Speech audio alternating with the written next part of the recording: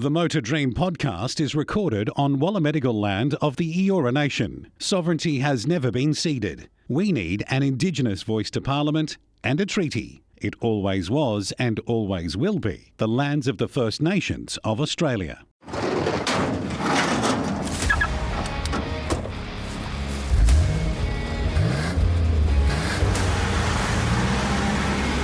This is the Motor Dream Podcast.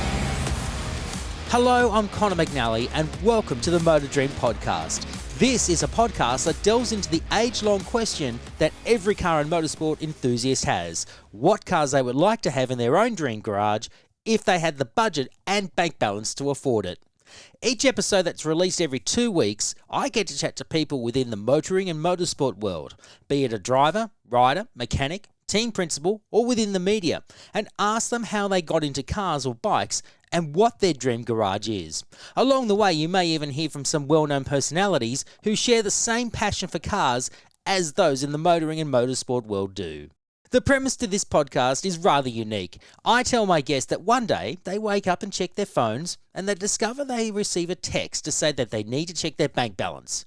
They then open up the bank app and they suddenly discover that their bank balance has gone to Elon Musk levels. They are billionaires.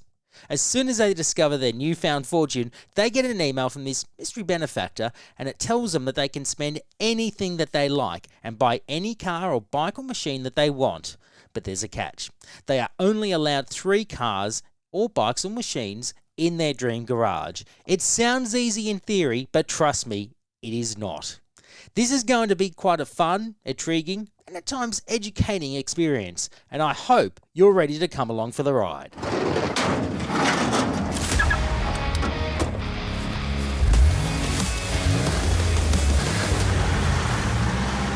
So before we begin the podcast proper with my first guest, I'll give you a quick introduction of who I am.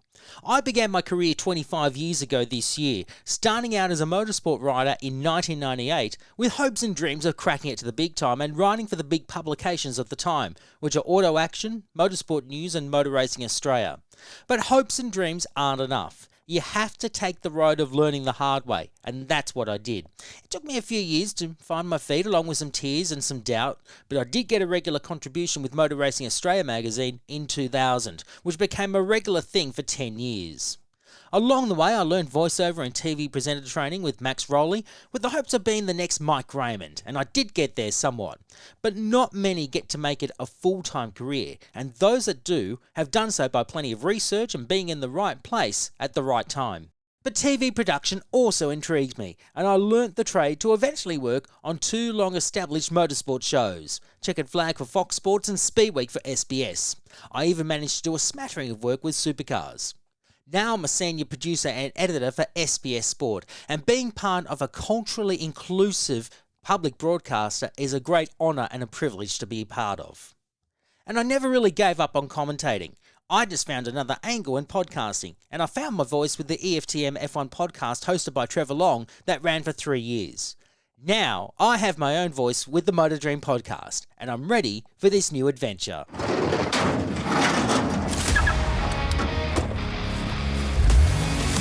This is the Motor Dream Podcast. So let's get episode 1 underway with my very first guest. I first met this guy more than 10 years ago when I was doing public relations work for the New South Wales Production Touring Car Championship for series production cars. He turns up in an EA Ford Falcon competing in the saloon car class, which are run to slightly different regulations.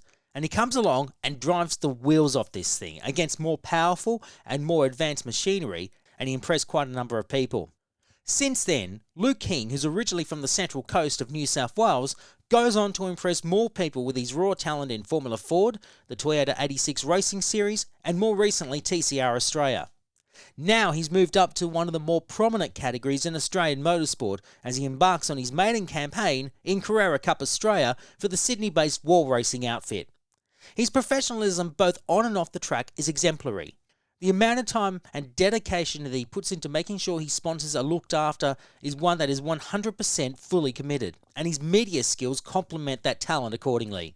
He also happens to be a good friend of mine, and it gives me great pleasure to welcome Luke King as my maiden guest to the podcast.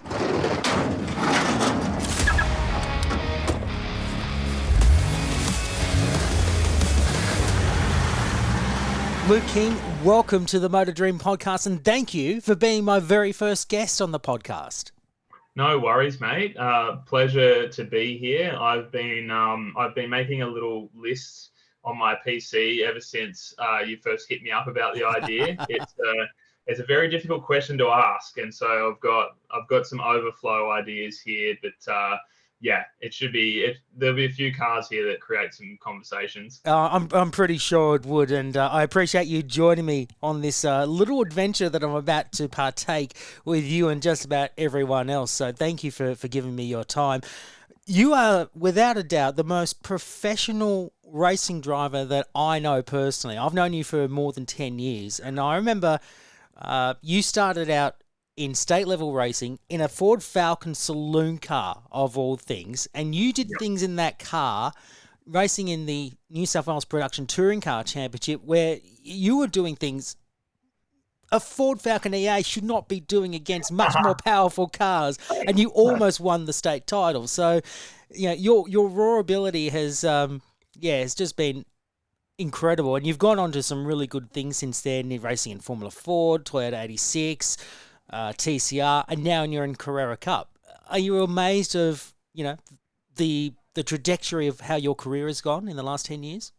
That is a very kind intro, mate. And I do remember meeting you for the first time at in the New South Wales Production Car Series. Yeah. That was the most exciting thing for me at the time, and I probably thought that's as far as we would probably ever go. Yeah. I think we bought that EA Falcon, which is a 3.9 litre, not a 4 litre. So it was the very early of the Falcon 6 cylinders. Mm-hmm. And that was $7,500 we paid for that thing. And I remember that first round, we had guys with Club Sports and Evos coming and asking us whether it was an XR6 turbo. And I was like, nah, it's about 140 kilowatt or horsepower straight six. And they were all like, oh, right.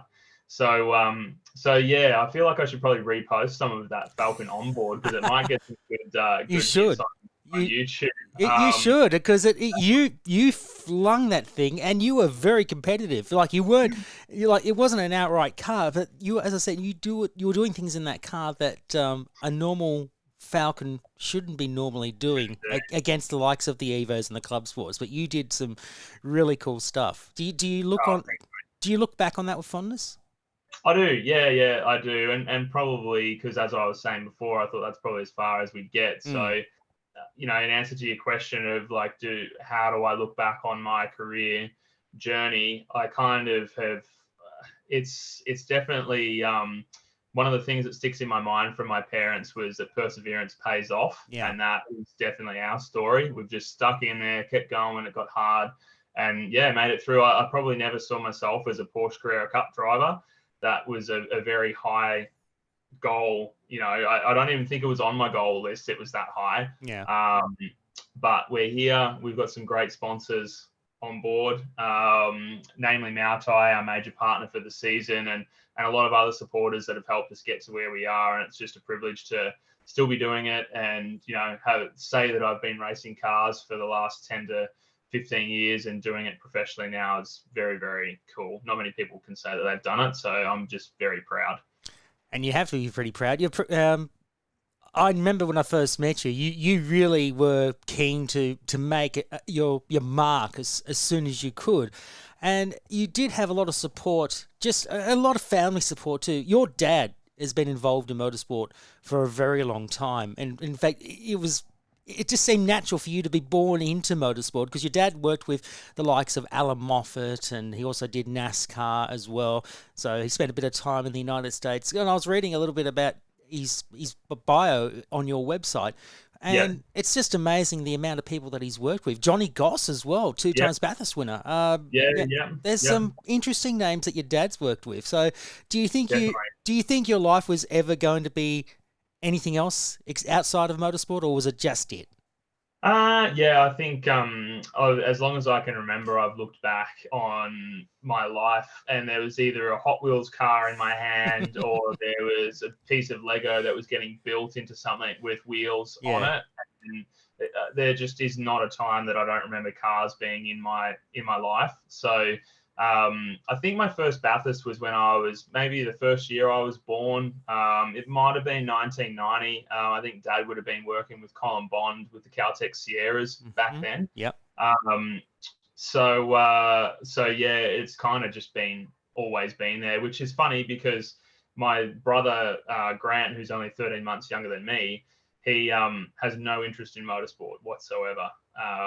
Drive to Survive has helped that a little bit, but when we were growing up, we went to Bathurst together, and me and Dad were trying to get him into it, but he just was not quite just not in, like, it's not his passion. So it's funny how people who are brought up in the same household can turn out or have such different interests. But for me, I was definitely always born as the car kid and the racing kid, and I was always very good with my hands, so I liked working on stuff, and that probably helped push the passion along a lot as well.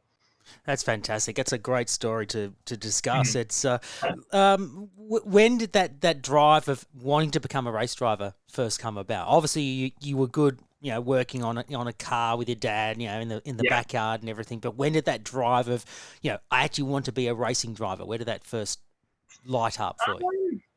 Yeah, I don't know, actually. I used to go out to the Speedway quite a bit with Dad. He was working for a guy named John Shaw at the time, which was the Caltex sprint car. Mm-hmm. And I suppose as I got to understand that motorsport isn't just the big names like your Jason Brights and Mark Scapes and Craig Lowndes and people you see on TV, and I realised that there's more people out there actually doing it. That was when I started to go, oh, well, maybe I can do it. And I probably just wanted to get in stuff that was fun and went fast, like I pestered Dad to build a billy cart for ages with me. And my granddad built me a ripper billy cart with rope on it, and it had a little wooden handbrake on it and stuff, which I used to, I'd wear out the rear tires on it from, running it down the hill that much. And then eventually that became a go-kart, and it's just been one of those things for us as a family where it's just been like, oh, Luke wants to do the next thing, and we just push and push and push until we sort of can get to it. And yeah, I don't know if there was ever a realization that it was there. It was just that it was possible, and I'd always wanted to do it, is maybe the way to think of it. After your success doing driving the Falcon in production car racing, you went on to do Formula Ford, won the state title in that, and you did that all on your own. No efforts from some of the well-known teams in state or national level. You did it all off your back with your dad. And then you went on to the Toyota 86 series, where you should have won that, if I'm being honest with you. You got very close a few times, and you were very competitive and probably one of the more cleaner drivers against a whole array of different drivers who obviously wanted to make their mark, but you made your mark by driving fair and being fair. And that's probably where a lot of people stood up and took notice of your ability. And it was an exciting time for you, no doubt.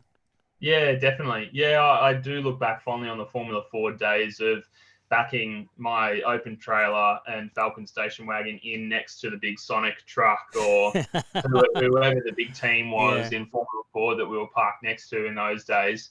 And we'd go out and beat them sometimes. I can remember just prepping the car, me and my dad, Glenn Dolman, who used to work for Bruin Beasley at Minder Motorsport, who was Jack LeBrock's mechanic.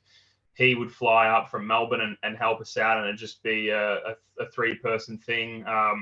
Steve Cook, one of Dad's good friends, who's an aircraft maintenance engineer, used to come out, and it was just a band of four blokes, getting it done. Yeah. And I think Formula Ford for me, once we'd done, I think we top fived at a national level at some of the New South Wales rounds, and by the end of 2015, I sort of thought, well, that's about as far as my money that I'm earning can take me. I can't really go any further than this. So I've kind of, if I'm going to spend any more money on Formula Ford, it's going to cost me an extra $100,000 to go and do a full season of nationals and win nationals.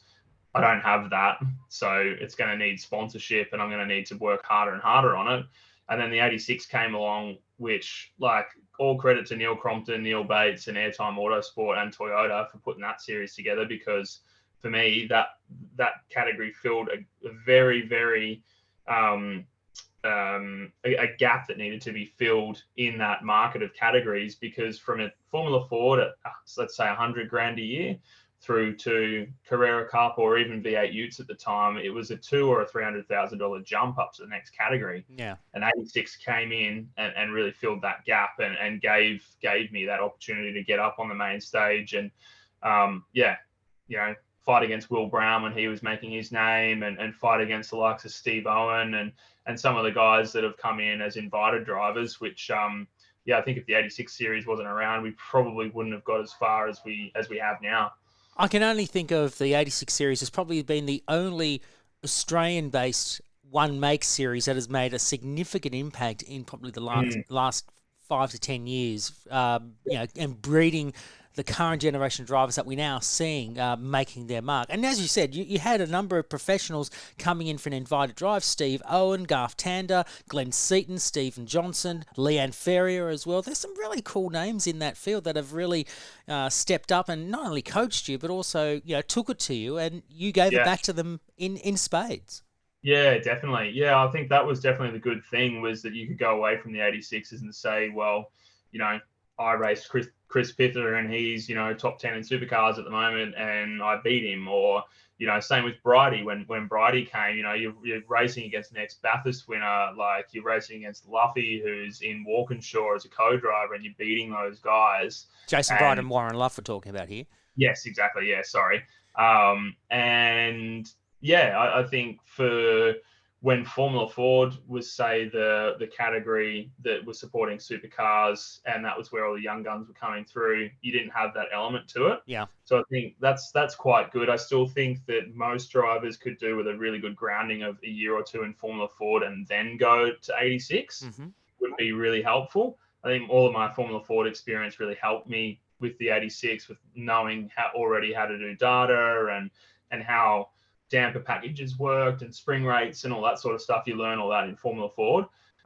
So it was like Formula Ford was a high level of car to drive and engineer, and then you go in 86, it's really simple and you can just kind of refine everything, and it's because it's not as complicated. You're already on top of the car, and then you can just get in it and drive the socks off it, which is what it needs, what it wants. So and that's why I think it creates such good racing. I've had so many good battles in 86s, whether it's for the lead of the race or for 10th. It's always very competitive. And you won a Bathurst race too in an 86, so that's something no one can take away from you. Yep, very true. Yeah, we can finally say that we won at the mountain. We did a little documentary called King on the Mountain. One of our mates, Matt Nev, who was filming a university project, just so happened to be there that weekend filming the project. We could only name it that after we'd actually won a race. You had to be careful there. Yeah, exactly. So we did that, and then I think the final round that we ever did in 2019, we clean swept the Newcastle 500. So went very close to winning in 2018 and 19, but just wasn't to be, unfortunately. You moved on to TCR, and that proved to be quite an interesting exercise for you, because I'll explain a bit of a backstory here. You and I had a bit of a chat, and you were chatting to a few other people at the time, and you were trying to say, or ask me, which road should I take? Should I go Super 2 or should I go TCR? And I said to you, go TCR. That would be the best option for your career. And I'm glad you took that route of TCR, because you almost beat Chaz Mostert, who won that title that year. I know there's a could've, would've, should've attitude to what happened, but are you proud of what you achieved in that year, knowing that you could have won that championship? Yeah, definitely. I think, for us to step in there straight away, I do remember Dad having a conversation with Troy at MPC, who runs the whole show down there at Audi, saying, how do you think Luke will go this weekend? And I'd never been to Simmons Plains before, and I'd only done 20 laps in the Audi, and it broke a damper on the third session that we went out at Winton. It snapped the damper in the braking zone at turn 1. Oh, that's right. You actually did the first round, so I take that back. So yes. Yeah. So and I remember Troy saying to Dad, like if he's in the top 10 this weekend, then that'll be a good result. And Dad was like, nah, stuff that. If he's not top 5, I won't be happy and he won't be happy. And then, yeah, we went out, and I think the Alphas were obviously very quick that weekend with Holdsworth and Coxie. That's right. And then in Q1, we actually out-qualified Chaz. We were the first Audi to go into a 53. I think it was a 53 down at Simmons. And yeah, we were quicker than Chaz in Q1. And then that was when I kind of felt like the whole team thought, oh, he's not just a dude stepping up out of 86. He actually knows what he's doing. And then it kind of turned into a pretty good year. And it was really nice to just earn the respect of Chaz. And Chaz was a really good teammate. Like, there was a bunch of big issues that we're having with the braking system on our car at round 3 at Bathurst that year. And yeah, Chaz was up in the hotel room, I think, probably relaxing. And I was on the phone to him trying to work out from a driver's standpoint what we thought was happening. And he was really good. So yeah, I never thought I'd be taking it to a guy like that as a teammate in our first year of TCR. But most definitely it turned out to be the right choice, because just like the 86ers, you were up against Chaz, Holdsworth, Caruso, Moffat, whoever else was in it in that 2021 year, versus being in Super 2, where there's no real benchmark in Super 2. And I think that's still the problem with Super 2. You've got Perkins in there now, who's obviously a co-driver and very experienced, but it was very much the best of the young kids, but how good are they? Whereas I think with TCR, it's like, well, in the exact same car, if I can go toe-to-toe and be, 1 or 2 tenths off Chaz, that says a fair bit about us as a driver, or me as a driver. I always say us because I feel like it's such a team thing with Liz and my dad and everyone being in the background. But yeah, exactly. Me being that close to Chaz, I think it proves a lot, and it's sort of given me a lot of confidence over the last couple of years to keep going with it, because I know that I can do it once it clicks. It just needs to click, and I need to give myself some time. You did say just before it's a team effort. You say we, and you mentioned your mum and dad and a lot of other people that have worked with you. Liz, your partner, has been extremely supportive, and she has done a lot of things behind the scenes with your PR and everything to get the name out there. And it's been a hard slog, not just for you, but for her. And for someone that came into it not necessarily being into motorsport, now she's absolutely obsessed with it. I mean, it's that effect, isn't it? Once you get involved, you can't get out of it. Yeah, it's very cool. And we're lucky to share that. I share that with all the artists that she manages in the music industry. And I know people now that I didn't know before and probably wouldn't have ever known. But, once you start to learn someone's story and their journey, you get involved with it. And, Liz says that I'm very supportive of her career, which I am, but I feel like mine is a lot more demanding, and therefore she gets very involved. But it's awesome, because I can't imagine trying to do all this on my own. You always need good people around you to help and support. And so, yeah, I'm very lucky that I've got a very smart girl on my side. She's the brains of the operation. So I run everything by her before I make any moves. She's definitely the puppet master. You've made the move up into Carrera Cup after 2 seasons in TCR. The second year was not as successful in TCR, but you still made an impact. But you decided it was time to move up, and Carrera Cup was something that I guess you kind of eyed off for a while, but you didn't know if you had the budget, let alone the financial support from your long-time sponsors to get you into Carrera Cup. When did it finally click, that you and joining Wall Racing was going to be the thing for this year? Because it's taken a while for that to happen, and now it's actually happening. Yeah, I suppose I've spoken to Dave every other year since probably about 2018. That was the Honda was the first TCR car I ever drove, and that was Wally giving me the chance to do that, which was really good of him. And then we actually went to their workshop at the end of 2018, and we spoke about doing a sprint challenge deal, because that was kind of something that might have been achievable with the sponsors that we had. And it was all a bit sort of like, see how we go. And we never quite got there with the sprint challenge thing in 2018.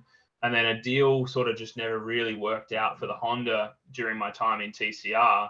And it wasn't until I started talking to a few Porsche teams around that, Wally kind of got wind that I was looking for a deal, and then he rang me, which is always nice, and put an offer forward, which was generous to get us into the car, and they had some team sponsorship, which really helped push the deal along. And obviously Dave's won the championship.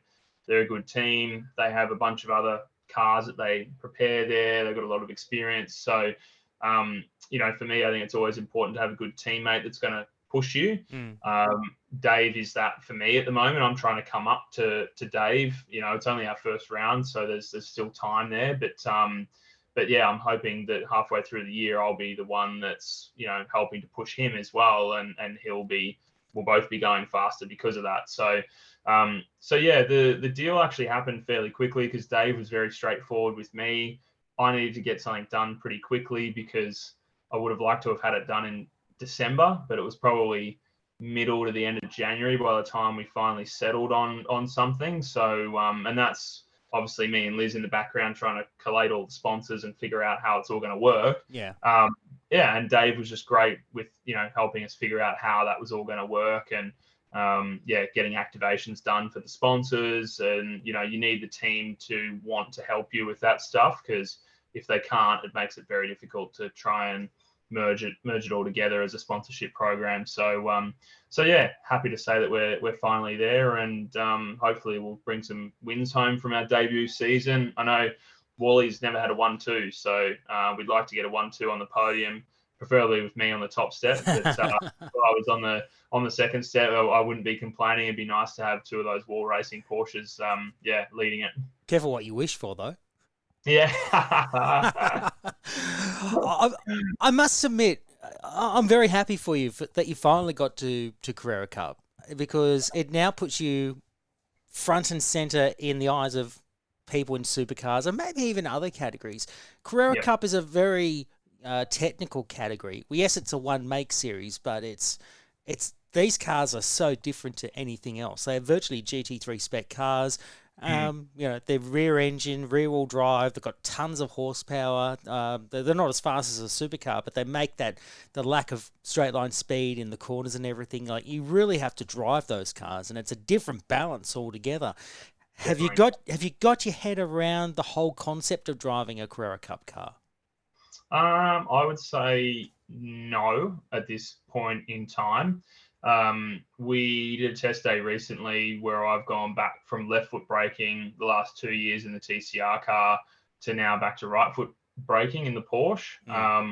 We're just trying that at the moment because, weirdly for me, it's not the high speed stuff that I'm sort of trying to get my head around. It's more the braking feel and trying to understand what the car's doing in that very important point between where you've done your major braking and you're trying to get it turned into the corner. So that's kind of what I'm trying to get my head around at the moment. I'm happy with where I'm at generally from the balance standpoint and understanding the car. Like, I feel comfortable to kind of slide the thing around, and I could probably grab it by the scruff of the neck if I had to make it do stuff. So that it gives you, that new 992 Cup car gives you a lot of confidence to be able to lean on it and slide it around, which is great. It's a really good driver's car. But I think it's just going to take time, because I could sit here and stress that we weren't quite on the pace at GP, and we never really got time to get a roll on at the Grand Prix. But it's just going to be one of those things where seat time is the king. I think I made the point to Dave the other day that I think he's done 250 Carrera Cup races. That's more races. That's double the amount of races than I've done in my whole career. So he's done twice as much Cup car stuff as I have in my whole life. Not to mention all the supercar races and stuff he's done. So, in this first season, there's a lot for me to learn and to catch up on the guys who are already quick. You guys that are winning or that won down at the Grand Prix, they've been doing Carrera Cup now. I think this is probably their third or if not their fourth year. So I think it takes a bit of time to click with these cars, but I'm hoping with the amount of different cars that I've driven and the short period of time that I've always generally had to get used to something, I should be able to get used to it pretty quickly, and then hopefully we start getting the results that we feel like we deserve sooner rather than later. What's the end goal? Where do you see yourself in the next few years? Do you see yourself, trying to make your mark in Carrera Cup and then maybe go overseas? Because I know you've had aspirations to race overseas. Or do you want to do something like supercars? Given the state of supercars at the moment, it's a bit up in the air. Yeah, it's hard to predict. I think going overseas opens me up to coming back to supercars, and I think the Porsche opportunity that I've got now gives me that a bit of a pathway over to Europe. So if we can do well in a Cup car, I mean, you look at what Harry Jones has done this year. He's in Super Cup and he's in Carrera Cup Germany. Like, what a dream! How cool is that? So doing something like that, I think, would be a big goal for us. And ultimately, like, I love driving that LMP3 sports car when I went to China in 2019. That was an awesome experience. And so I think, WEC, IMSA, those sort of events is where I'd probably try and take this Porsche thing now. I just never really thought I'd have the opportunity to do it, which is why TCR and WTCR was kind of my stepping stone and ladder over the last couple of years. So that's probably where I'd like to take it. And then if that turns into me coming back from Europe in a few years' time and getting a supercar enduro gig or a gig in supercars, then so be it. But I think just by my nature of always having to have the sponsorship and kind of flow to where the sponsors want to go, I think that I'm just, I'm happy driving anything at the moment. And as long as that's a Carrera Cup car or something faster, just so as long as the cars don't get slower, that's where we want to. We want to keep that upward trajectory going. So I'd definitely drive a TCR car again at the World Tour level for sure. I'd drive a TCR car again here in Australia, but that's just not where our current sponsors are at. So yeah, that's why we're in Carrera Cup now.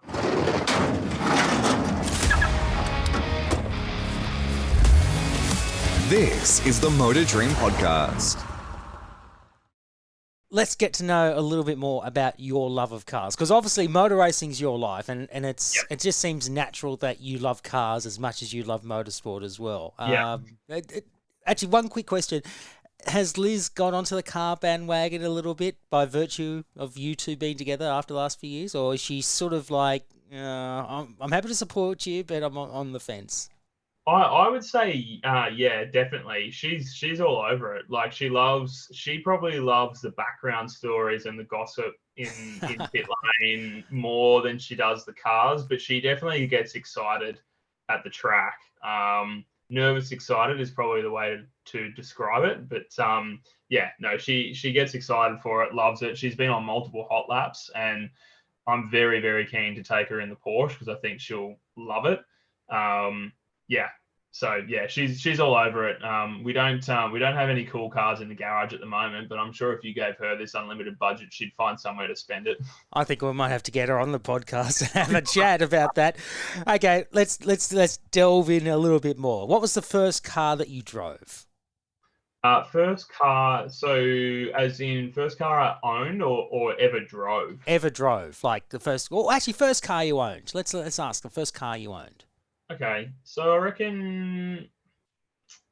So the first car, well, I can answer both. So the first car I ever drove was a EF Falcon wagon, which is mum's shopping cart, and the first car I ever owned was a 91 kh Ford Laser front-wheel drive. You're a Ford man, I can tell.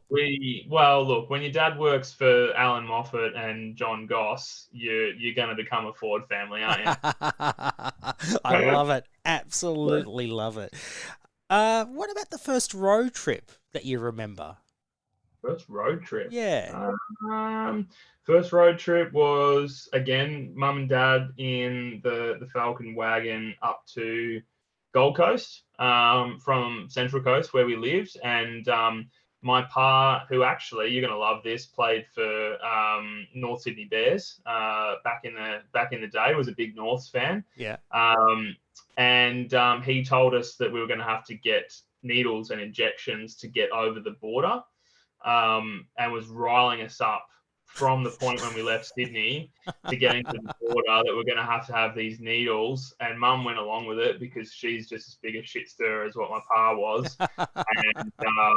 And yeah, the whole road trip was spent me trying to forget about the needle, listening to Queen's greatest hits on my Walkman at the time. That's cool. That's actually very cool. That would have scared the shit out of you, knowing, Yeah. no, yeah, you had to get a needle like a tetanus shot to get over the border. That's actually very funny. Well, I wasn't happy about it, that's for sure. No, I couldn't imagine it would be. It seems natural that your parents taught you to drive, more so your dad. Is that true? Yeah, 100%. Yeah, Dad actually taught me how to do a burnout in the Falcon before probably I did anything else, because he's like, look, I know you're going to go and do this on your own, so you might as well learn how to do it properly. So yeah, we went and did a few performance driving lessons together down some back streets. Nice. Actually, speaking of which, have you actually done any defensive driving courses? As in me personally, like as a student. As a student, yeah. I don't. No. But for anyone listening, I wish that my parents had have put me in one, because I think it's very valuable. Yeah.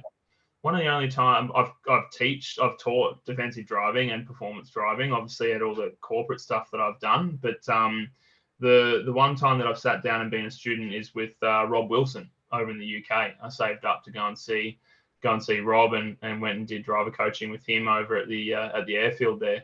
And was it an eye-opening? I'm sure it would have been an eye-opening experience for you. Yeah, no, it was very cool. Obviously, very much racing and performance focused. I think he'd had Lewis Hamilton or one of those guys there previously that week, so Wow. Pretty cool to be sitting in the same room. But yeah, very cool to have someone focused on you directly for the day. All right. What about eating in cars? Yes or no? Yes. Because there's a few people that have said no, and a few have said yes. Like it's unavoidable, isn't it?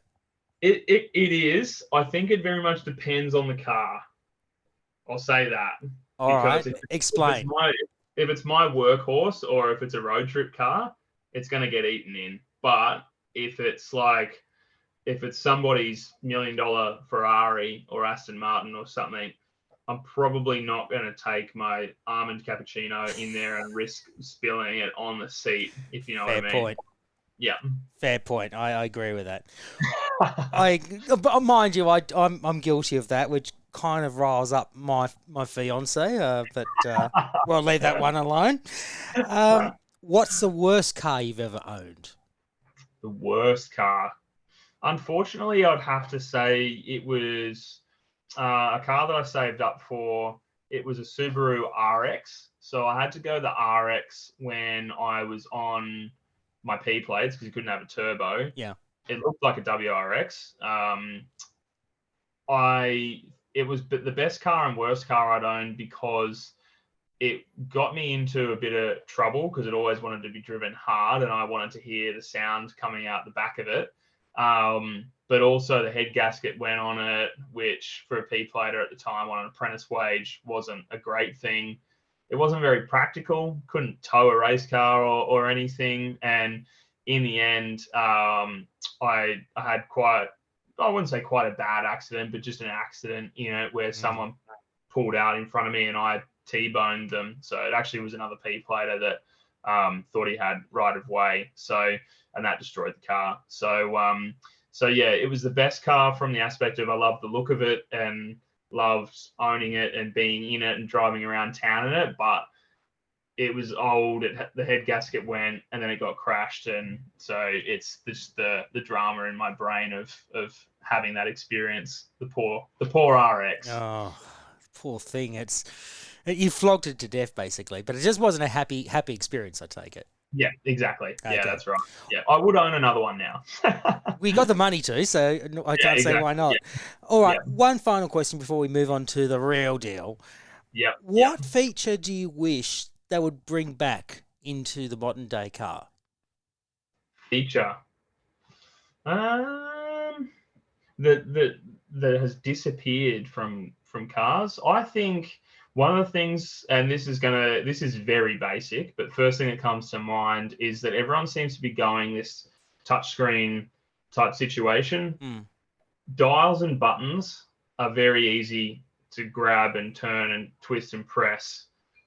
Touching a touchscreen to try and get to where I want to go while I'm going down a bumpy freeway in Australia, no good. I think more dials and buttons rather than touchscreens is much better for being able to adjust things while you're driving. Touchscreens are good to an extent, but I do agree with you there that when you're trying to like change a radio station or you're trying to change the air conditioning, if they're all on a touchscreen and there's no physical buttons, you're in a lot of trouble. Yeah, agreed. Yeah, I think the simplicity of cars is definitely lost. Yeah. It's very difficult to service your own car these days if you buy a 2022 model. So, yeah, I think that's probably why I've stuck to my old rig for so long. I can't say I blame you. Very good choice. Very good choice. Thanks, mate. All right, Luke King. Yeah. We're getting to the real deal. One day, despite your successes on the racetrack and everything, you wake up and you find a text message, an anonymous text message, and it tells you, please check your bank balance. And you think, oh, sure? This is a prank or something. So you check the bank app on your phone and you find that you've become an instant billionaire. Your bank balance has skyrocketed to Elon Musk levels. You are loaded. That's what you are. And then you get an email, and it says you can buy whatever you want with the money that you've got, with any car, any bike, anything at all. But you're only allowed to have 3 in your dream garage. Now, you had a bit of time to think about this, and it basically tore your mind to shreds. I know that for a fact because you and I spoke before we recorded, and you're like, I don't know what to do. I will allow 1 or 2 extras on the provision that I give you my dream garage. So, done. I definitely wanted to ask you that anyway. Yes. So I'm happy to do that. I feel like if we treat it like a bit of a football team where we've got our main players and maybe we've got 3 reserves or something. Yep. Let's do that. That might be a bit of a way to go. Yep. So yeah, I've got a few here. How do you want me to do it? Let's start with the first one in your list. What's the first car that you have first machine you'd have in your dream garage? Bear in mind, It can be a race car. It can be anything. Yep. Okay. So being that I am who I am, most of my choices here are race cars. I'm not surprised. So with that $1 billion budget that we've got, you'd also have to keep in mind that I'd probably be paying a Formula One team to maintain a car for me and have it in my garage. And whenever I take it out, they probably got to come pick it up in their transporter and provide 10 blokes to run it. That's for true. Me. Yep. Okay. That's fair. That's a fair point. That is the level of wealth that we're talking about here. So the first one that I've got on my list is Fernando Alonso's Renault R26, which was the second championship winning car that he had with Renault at the time, 2006. I've done a little bit of homework here for you, mate. 7 wins, 7 podiums from 18 races. Nice. And it was a car that had the mass damper technology. So I don't want to go too deep into tech of Formula One, considering that we're trying to do a bit of a dream garage type situation. But yeah, the R26, and as long as Fernando signed it for me as well, and maybe he'd come and do some drive events with me at Goodwood or something, I would very much love to have that iconic blue and yellow livery in my garage. It's a beautiful car, and I remember because Renault were the last, I guess, team to bring down Michael Schumacher in that era. It was the last year that he raced in Formula One before he had his long sabbatical, and then of course it was the last Constructors' Championship to be won by Michelin as well, which is that's the last time Michelin had won a world title as a tyre manufacturer. So, and it was also the last time I think a cigarette manufacturer sponsored a car to win the world championship. So there's history right there. There you go. Which cigarette manufacturer Mild was 7, that? Japanese. Oh, it was an old 7. Yeah, That's right. It was too. Yeah. Okay, there you go. So yeah, I think it's interesting that you mentioned the Michelin thing. What a great tire, oh obviously, yeah, on the Carrera car. ah yes, Beautiful of course. stuff. That And on the TCR car the last couple of years. very. I've never been an ambassador for Michelin ever.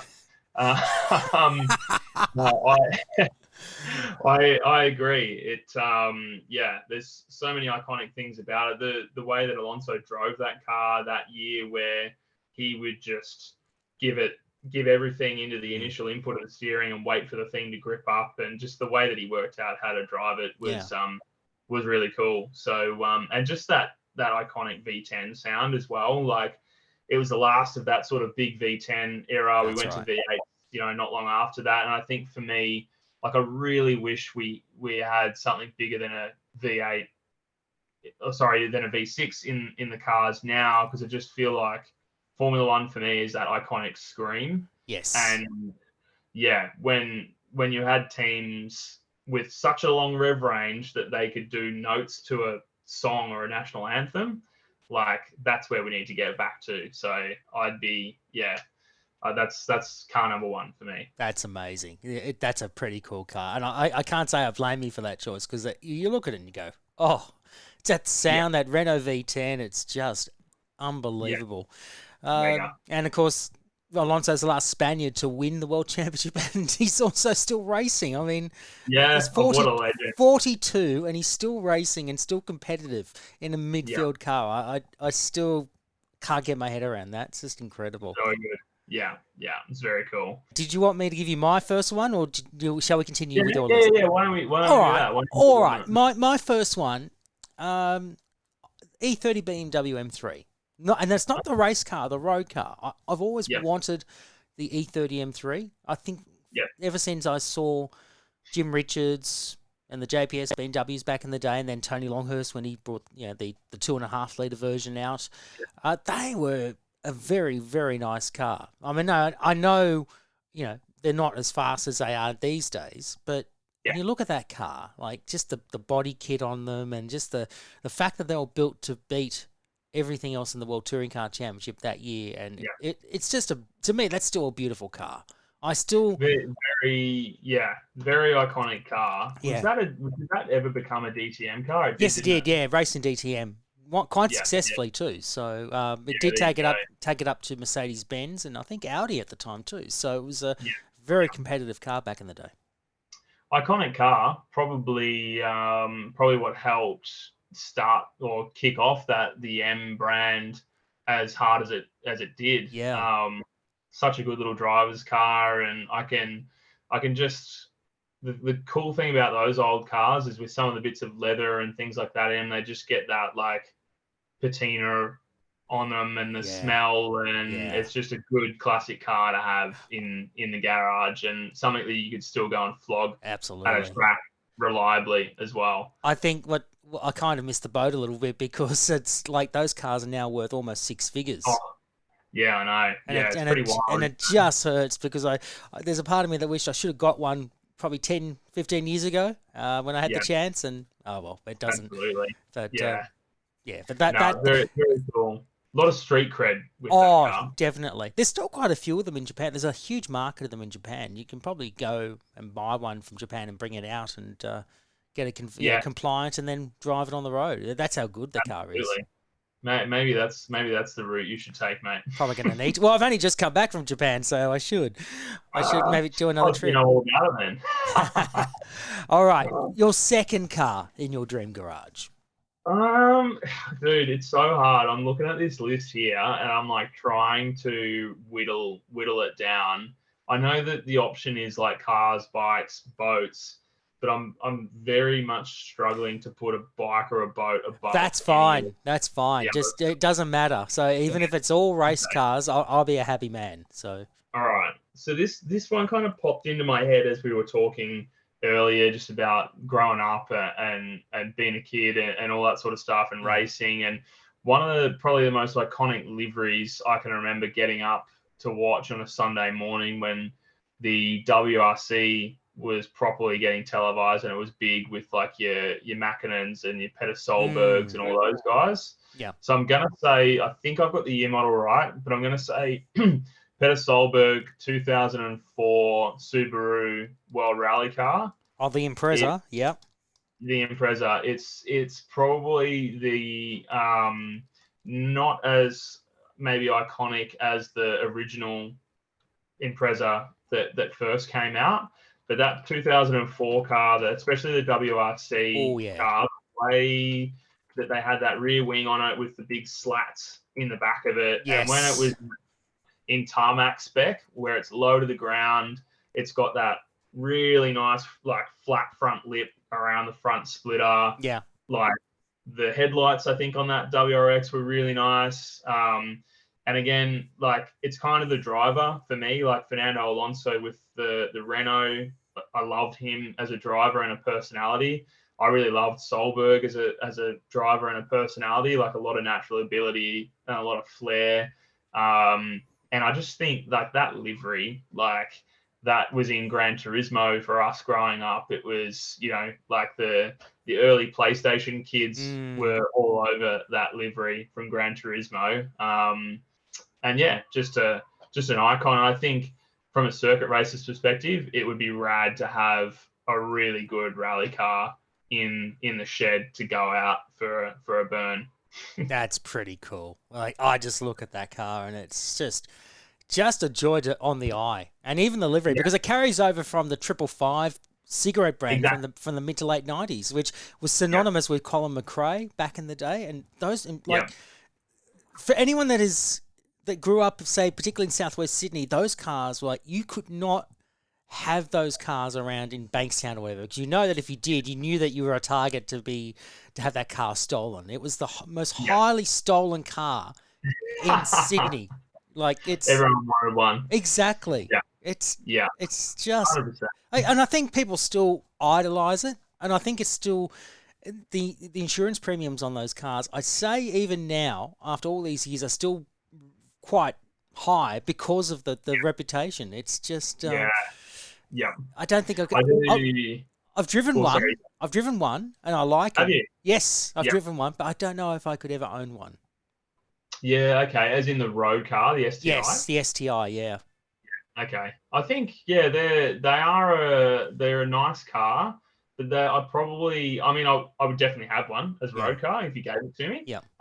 But the rally car specifically, just like, I think it was a ProDrive built car. Yes. So like very, very well engineered. And like, the sound of those things when they're on, on the hard cut, on the line, like just any rally car that's like tweaked to within an inch of its life sounds amazing when it takes off on the line. And if you had it with all the kit and everything to go with it, that would be the next thing that rolls into my trailer the day after I've driven the Renault. Done. All right, second one. Where are you at? Where am I at? I'm going I'm real classic here. I like my classic stuff. So Okay. I have a fondness for the GTHO Falcon, the Phase 3, obviously. My dad will be very happy to hear this. I bet he would. Yeah, I just love that car. I just look at that. The design of it back in the day, like it's still iconic when you look at it now, more than 50 years down the line. And the values on the most original of those cars are now 7 figures. Like, no one could ever imagine that when those cars were built in 1970-71, that they would be now worth more than $1 million. Like, it just boggles my mind. But the fact that it was, built to win Bathurst, first and foremost, nothing else, to win the Bathurst 500 as it was then, I mean, the people at Ford must have been really determined to win it at all costs, and that's what they did with the Phase 3. It's just a beautiful car to look at even now after all these years. Yeah, it is. It's pretty mind blowing some of the lengths that they were going to back in those days to develop those road cars, and like the war between Ford and Holden back then, and as well as that. I'm going to say Dodge here, but I know Chrysler, Chrysler, yeah. It's it was a cool era of Australian motorsport, and that it trickled straight back to the road car, and the race cars that were at Bathurst were exactly what the road car was, which is what made them so iconic, I suppose. And they've just got that really nice muscle car look to them with the shaker out the bonnet. If you're talking the Phase 3, obviously, I think red with black racing stripes and the Subaru on the front quarter panel as they came out. Very, very cool car. Absolutely cool. I will go for the next one, and I'm actually going to go race car here. Okay. I'm going to go a modern day one, and it's a GT3 one actually. The Mercedes AMG GT3. Not the Gullwing version, but the most recent one that we're currently seeing in GT World Challenge competition and worldwide. Yep. I just love the sound of that car. Like that 6.2 litre, which technically is 6.3, but it's 6.2. And it's got that throaty Mercedes V8 sound, and it just looks beautiful.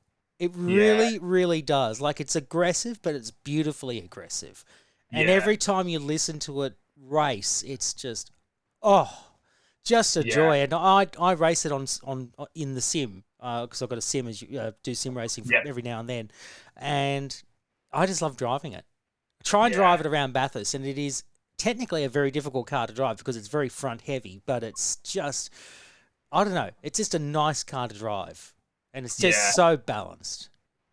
Well, I think the safe thing there is that Merc have put so much development into those cars that have made them what they are. And I've never driven one. I've driven the Audi GT3, the Evo 2 car. But from what I hear from people who drive the Merc GT4 and the GT3, it's a very easy car to drive. Yeah, it's not so probably not as finicky maybe as a Porsche or a Ferrari, something that's mid-engined, and it's just a good car that stomps along. And you're right, that AMG, what is it, a 6 litre? 6.2. 6.2 litre. It carries the 6.3 badge, but it's technically 6.2. Okay, there you go. Yeah. So I agree. It sounds good. Only rivaled, I think, by the Bentley across the top of the hill. Oh, I love that Bentley. That thing just sounds like a World War II bomber going across the top of the hill. I used to love that thing. It's amazing. I mean, that car did so many good things. That's a cool car. Oh, very, very, very cool car. Cool to see something so big. And I think the Merc gives off a bit of that vibe. It's a big front engine car. It kind of has that big stance on it, but it seems to be somehow extremely nimble. Obviously, it's the way that Merc's designed it, and very, very, very, very good GT3 car. Wouldn't say no to a drive with Merc at the 12 hour. That's for sure. Oh, I know you wouldn't. Would you have it in a livery, or would you have it in like AMG colours? AMG colours. It has to be AMG colours. Yeah. Couldn't think of it of anything else other than the AMG corporate colours. So I just want to drive it in that. Nice. What about you? Your third dream race car. We're going our dream race car here. Yeah, we're going. We do have a few race cars on the list here. But I want to probably go road car, something that I park out in front of my new mansion. It's definitely a toss up. I've got 3 road cars here, but I'll pick it out. So it's a green 1967 fastback Mustang. Oh, okay. Basically a replica of the Steve McQueen Bullet car. Yes.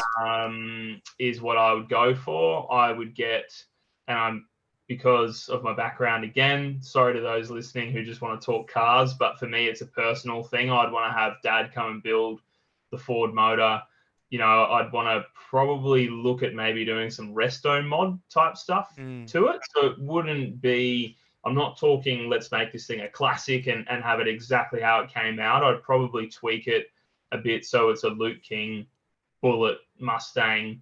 And you know what? If it had a few dings in the door and stuff, I probably wouldn't fix it up. I'd probably make it like the Steve McQueen car. Nice. So it could literally just be, when Liz wants me to go and pick up some tofu with it, it's it can get parked down at the Asian supermarket without me worrying about someone putting a ding in the door. So it'd be a very fast road car with an average body, but that classic Mustang look. So, That's pretty cool. But you know that tofu comes with toe jam, don't you?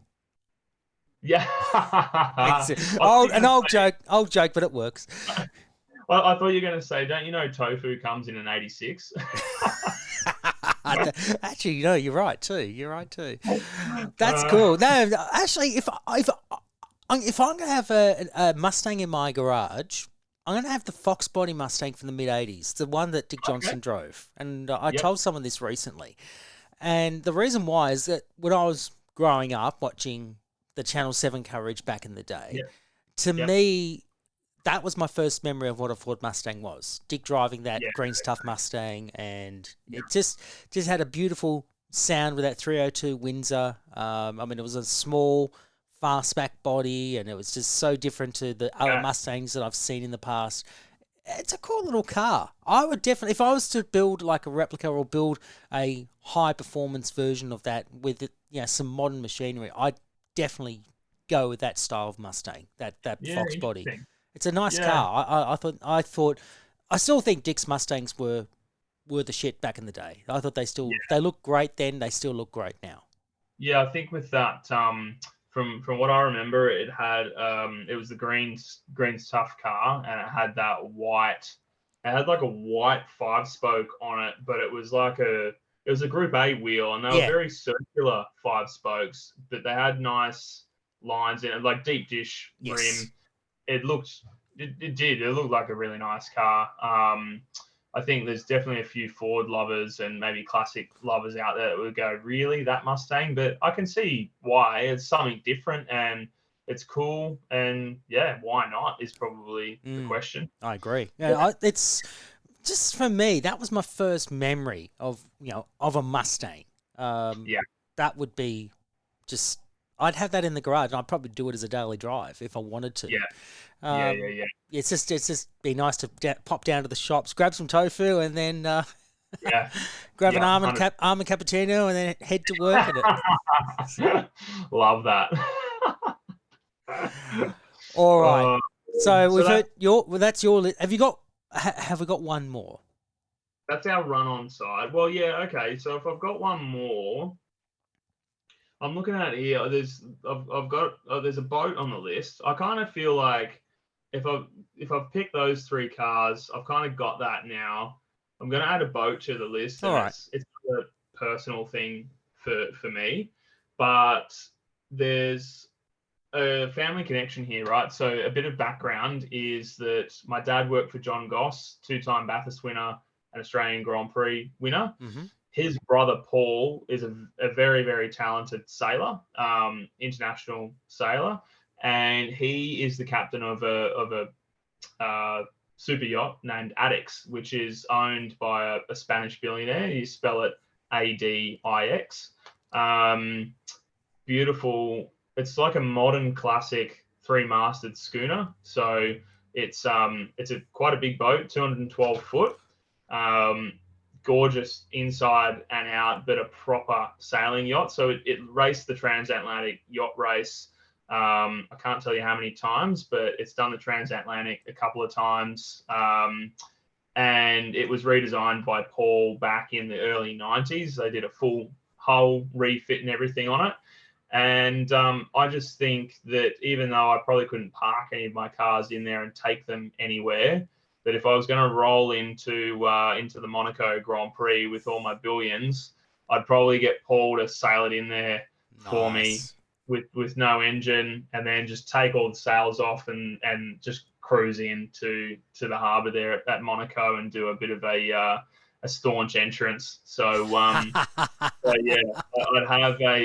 have a $100 million super yacht in the backyard as well. That is so cool. I'm just looking at it now, and that is just, it's so big. It's not, and I mean that quite literally. Look, it's a super yacht, as you said, and it actually stands out. It's such a cool bit of beauty. I think just to see it on the water, it would just be an absolute joy to just watch. It Yeah. probably travel on as well. It's something very different.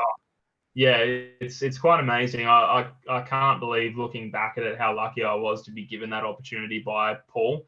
And yeah, obviously I'd experienced power in the form of horsepower in a very different way when I was growing up and going to racetracks with dad and everything. But when you get up to 20 knots in something that weighs over 200 tons, and there's sails above you the size of a square football field, you really start to learn what true power is. And to be moving in something that heavy, that fast, is pretty humbling, I bet. So Well, it's at the volume of that boat, 291 tons, yeah, and the price of that is more than $25 million with a running cost of 10 to 20 million. That explains a lot why you would have it in the garage, because it's just, as you said, you appreciate the amount of effort and time and the craftsmanship of something like that. It's so different. absolutely. Yeah, very cool. So I think I'd get to look at my cars at home and my Mustang in the driveway, and then it's like, all right, going to drive the Mustang and park it long term at Brisbane International, and then I'm going to fly to meet Addicts over in Monaco, and we're going to sail her into the harbour. So beautiful, absolutely love it. That's like my outside fourth pick. What's yours? I think I just told you the Fox Body Mustang, so which we just talked about. Oh, that was your fourth. I thought that was your third. No, the third one was the So what did I say? I had the Mercedes AMG. Oh, the Merc. That's right. The Merc, the Mercedes. Yeah, and then it would be the Ford Mustang. So the Fox Body Mustang. So there you go. Yeah, gotcha. Nice. Well, what have you got down as notable mentions? We won't go to detail on them. But we'll go to yours in a sec. But my notable mentions would definitely have to be the Brock Commodore from '87, the VL Group A Commodore. Nice. Even the road going version. I've always had a soft spot for the road going version of the VL Commodore. I don't mind the Walkinshaw, but I'm more of a Brock fan with the with or without the polarizer, which is a very contentious topic in itself. Ford Sierra RS 500, wouldn't mind one of those if I had the money. And as a current car, I'd probably love to have a VW Golf R. One of the last of the manual Rs, and I've got a friend of mine who's actually got one of the last all manual Golf Rs. So and they're very nice, but apparently the suspension's quite firm, so you wouldn't want to take it on a rough road. Interesting. Yeah, I've driven quite a few Golf Rs, and they've always been a good car. So I can't go against you on that one. Yeah. And the Brock Commodore, yeah, I could see that. I could see that in Connor's garage. I don't see that. Nice. I just love the look of it. It's a lot different to the Walkinshaw, I think. Just it's not as wild and over the top as far as I'm concerned. Yeah. Could I interest you in a Brock VK, the blue Brock VK? I could. I could. I do like the blue Mini. They were a good car. They were beautiful. Yeah, they're a very cool car. I'd go that because that's really the last of the big bangers. Yeah, I suppose. So I'd probably go one of them as a road car. But the VL is a cool shape, as sort of as ugly as they might be. I don't know. I think there's a lot of people that look at the VL and don't rate it, but I think it's a cool looking car. I thought they were very cool.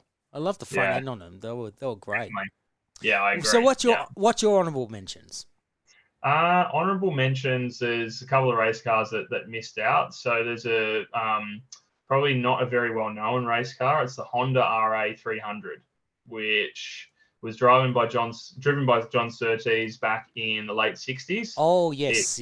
And that, he raced that in the 67 World Championship. Yep. That's right. Yeah. It won the Italian Grand Prix, and I think it only led one lap. But just a very cool engine from Honda. It sounds amazing, and it's got these iconic headers that go all the way over the top of the rocker covers and running gear, or valve covers, I should say. And yeah, it just looks rad. And Honda don't often, when Honda commit to something, they do it very in-house and it's very factory. And I just think it'd be cool to have one of them in there. Yeah, I agree. I've got a Graham Hill's Matra MS670, which is another V12. It won Le Mans in 72, open top sports car, very pretty livery, green and blue. And Matra's a name that's no longer around. That's a manufacturer that has now since been consigned to history. But when you look at that, I mean, that's really cool. Yeah, very cool. I think that car went for almost $7 million at auction over in the UK. So very, very sought after sports car. So yeah, Henry Pescarolo drove it, Francois Sever, Jean-Pierre Jabouille, who we lost recently, Jackie Hicks, Gerard Larousse, and Chris Amon, the New Zealander. Yeah, so there's some really cool drivers that actually drove in that car back in the day.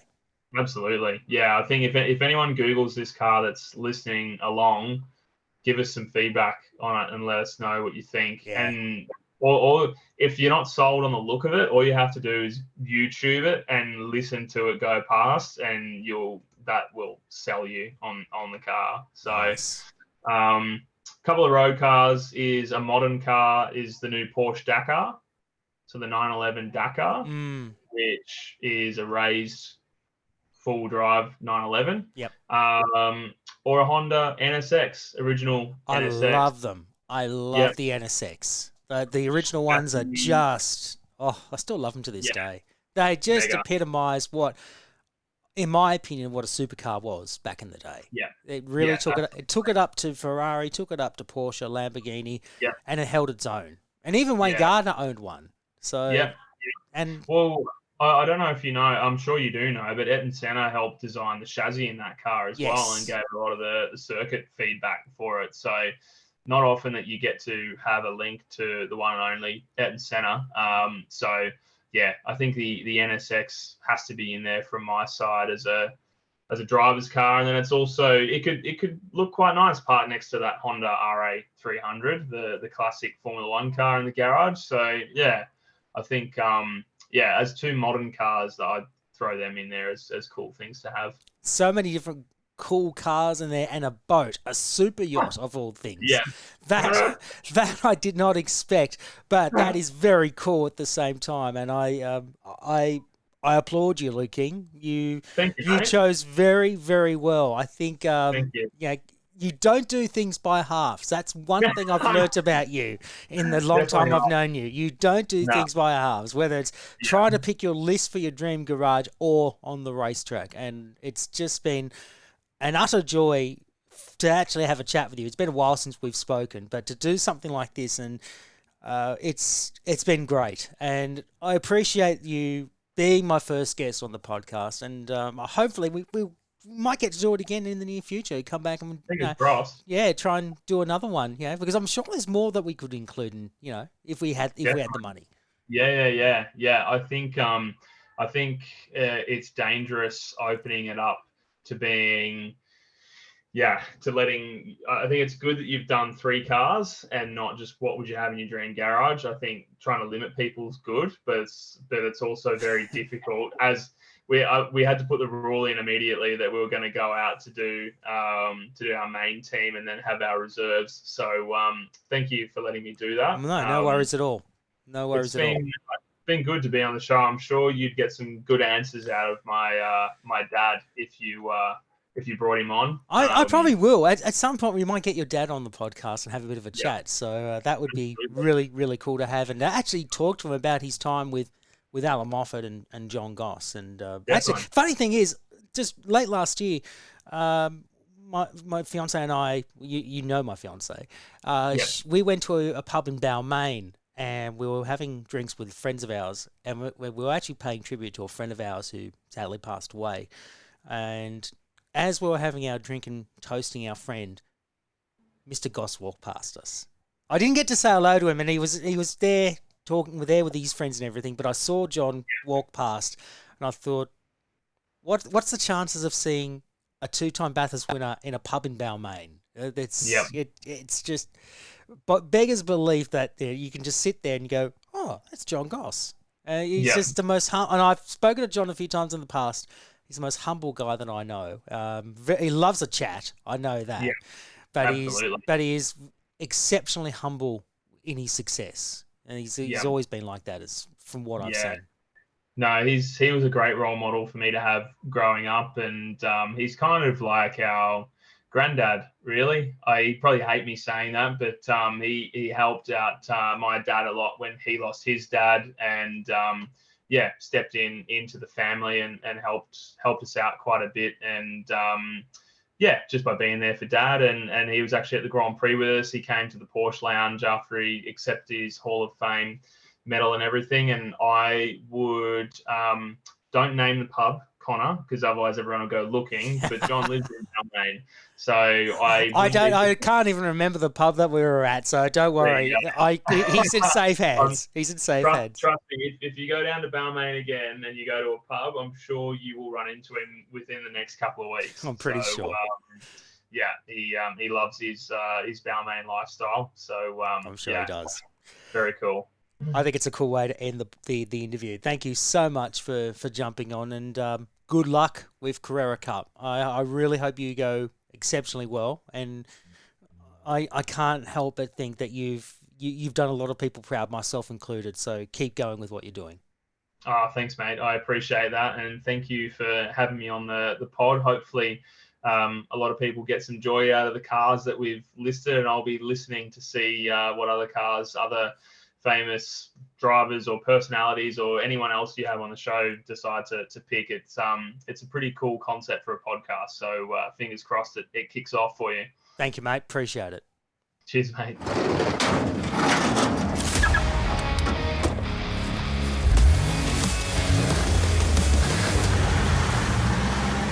Well, I certainly didn't expect a yacht to be in Luke's dream garage, but if you go and look it up on Google, you will be quite impressed by the size and beauty, and agree that it deserves to be docked in the harbour at Monaco.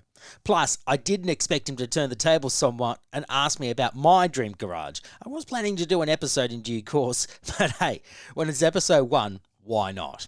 I hope you enjoyed my chat with Luke King, and I thank him once again for his time and generosity for being my first guest. Thanks also to his management, Beehive Public Relations, for facilitating the chat with him. That's it. The very first Motor Dream podcast is done. If you like the episode, please like and subscribe on whatever podcast platform you listen to, and leave a review also. Your feedback helps build the show. And you can follow the show on all the socials with the handle The Motor Dream, which is also the hashtag, and head to the show's website, themotordream.com.au, where you can listen to episodes and find show notes and information of the show and the guests that appear.